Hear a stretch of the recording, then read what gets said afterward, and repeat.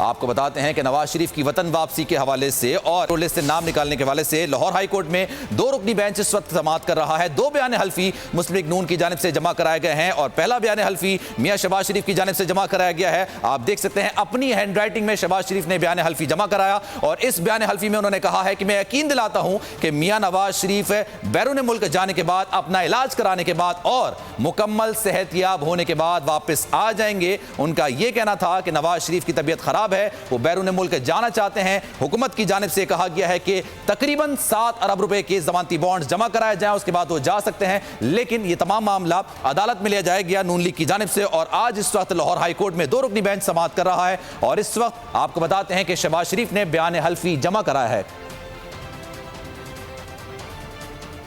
मियां दाऊद इस वक्त हमारे साथ मौजूद है, हमारे नुमाइंदे, उनसे मजीद बात करेंगे। बताइएगा क्या सूरत हाल है इस वक्त? बताया जा रहा था कि 2:30 बजे सामने आ जाएगा फैसला कि एग्जिट कंट्रोल लिस्ट से नाम निकलता है बिना श्योरिटी बॉन्ड जमा कराए हुए, तो क्या सूरत हाल है अभी तक? जी, अभी लाहौर हाईकोर्ट के 2 रुकनी बेंच ने इस मामले के ऊपर समाअत शुरू नहीं की। ताहम वफाकी हुकूमत के वफाकी हुकूमत की तरफ से additional attorney general Ishtiaq Khan ने नवाज शरीफ और शहबाज शरीफ की तरफ से जो बयान हल्फी का मुसवदा था उसके ऊपर एतराज उठा दिया है, उसकी मुखालफत कर दी है और कहा है कि ये किसी भी सूरत पे वफाकी हुकूमत को काबिल कबूल नहीं है, क्योंकि इस मुसवदे के अंदर ये नवाज की तरफ से नहीं बताया गया कि वो किस दिन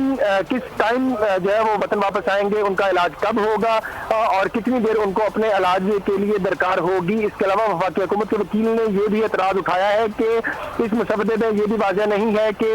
अगर वो वापस नहीं आते तो उसके अगेंस्ट हुकूमत के पास क्या इख्तियार होगा कि वो कोई कानूनी कार्रवाई जो है वो इस अंडरटेकिंग के खिलाफ जो है वो कर सकते हैं। वफाकी हुकूमत के वकला ने नवाज शरीफ और शहबाज शरीफ के मुसवदे का जायजा लेने के बाद अपने कानूनी एतराज़ात तैयार कर लिए हैं।